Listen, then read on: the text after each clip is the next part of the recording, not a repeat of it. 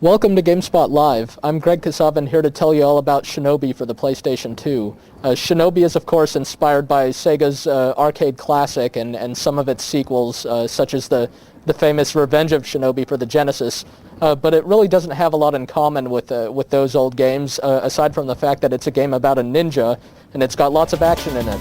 Shinobi features an entirely new story and original play mechanics and lots and lots of challenge. Above all, it's just a really hard game. It's the sort of game that'll make you wonder whether you're still good at games. Even if you're really experienced, you're just going to have a lot of trouble with some of the levels because the game's difficulty can be pretty darn punishing, but at the same time, the responsive controls and the fun mechanics make Shinobi a game that will be quite enjoyable for some people. It can really be pretty satisfying.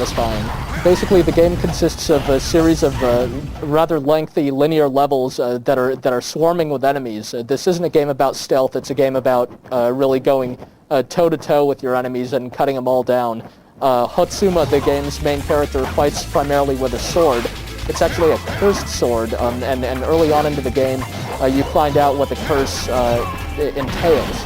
Basically, the sword needs to constantly drain the life energies of the victims that it slays. You'll see kind of a red meter on the screen that constantly dwindles down but fills back up as you kill enemies and absorb their souls. If this meter should run out, the sword actually starts sucking your own life energy away. So basically, the game is on a timer, and if you don't move fast and keep killing people, you're going to die yourself.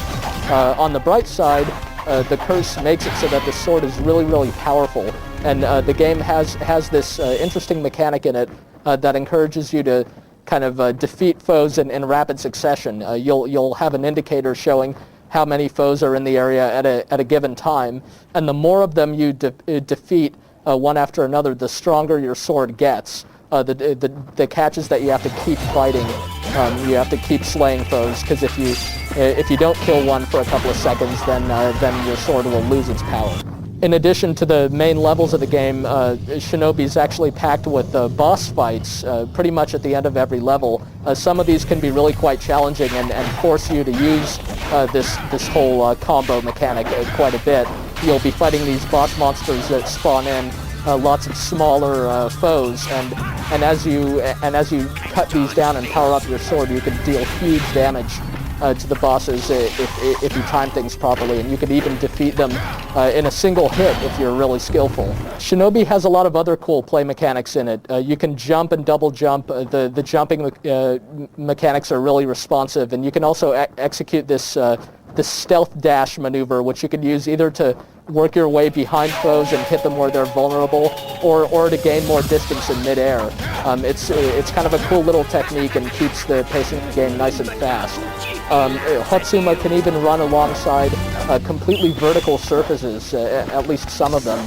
And some of the game's coolest parts are where you'll be running not along the ground, but along the sides of things like skyscrapers and jumping from one to the other with certain death down below. You constantly have to stay not on the ground, but on the sides of things, and that's really quite original and makes some sequences of Shinobi rather unique. Offhand, the game's levels look pretty monotonous. They're all kind of right angles and flat surfaces. They look like they were thrown together pretty quickly, actually, and that's one of the sort of disappointing aspects of the game. Then again, as the game proceeds, you'll find that it really starts to force you to master some of the individual mechanics and then put everything together. You'll find that the game actually has a rather deep learning curve and really encourages skill. So, whereas you might get through the first couple of stages by button mashing and kind of just hacking away at everything that gets in front of you, soon enough you'll be fighting foes that basically deflect every attack from the front, and you'll have to maneuver behind them and kind of wall jump and wall run and do all kinds of really tough things just to survive.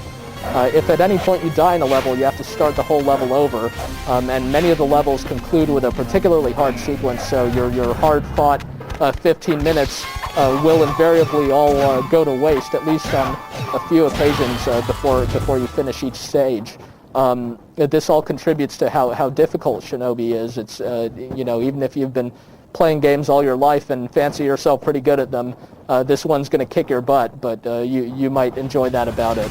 One problem with the difficulty is that the camera controls can often get in the way. Though you have a button that automatically centers the camera behind Hotsuma and you can manually move the camera around yourself, it kind of wigs out when you get next to walls or in other situations like that, and that can make life difficult. It can be hard to know where all your enemies are coming from and things like that. But the good news is you can get past this problem and just really appreciate the game for what it does, just for being kind of this fast, intense action game that's really hard but rewards kind of continuous play and skill. There's some hidden extras that can be unlocked. The game ranks you based on your performance in each level, and as mentioned, it's possible to kill the bosses in a single hit if you're really good. So there are cool things like this to help the game's replay value, and it's not a short game to begin with, partly because it's so hard. Visually speaking, some aspects of Shinobi look great, whereas other aspects don't look as good. As mentioned, some of the levels look kind of bland. They just look pretty simple. On the other hand, Hotsuma himself looks great. It's a really stylish character design that seems like a throwback to Hanzo from the Samurai Shodown game. What with Hotsuma's futuristic black armor and flowing red scarf. All of his moves and attacks are animated really fluidly, and he generally looks much better than all other characters in the game. The game also runs at an almost consistently smooth frame rate. It's nice and fast pretty much the whole time, and that helps the gameplay quite a bit, since this is really a game about precise timing. And the game's music is really effective for the game. It's kind of fast-paced. It has lots of kind of Japanese woodwind instruments and percussion, but also has some synthesized instruments thrown in just to help make it all seem kind of more video gamey and maybe almost like a throwback to some of the classics. The rest of the sounds are solid too. And the game also supports options for either Japanese or English voice acting, both of which sound great, actually. The English voice work is quite well done. Brother, I thank you for all that you have taught me until this day. It is time for us to part, Hotsuma.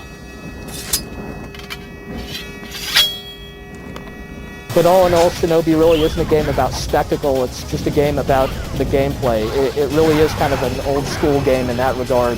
The Shinobi can be recommended to anyone who's looking for a really challenging kind of ninja action game. So if that sounds like it's up your alley, then by all means check it out.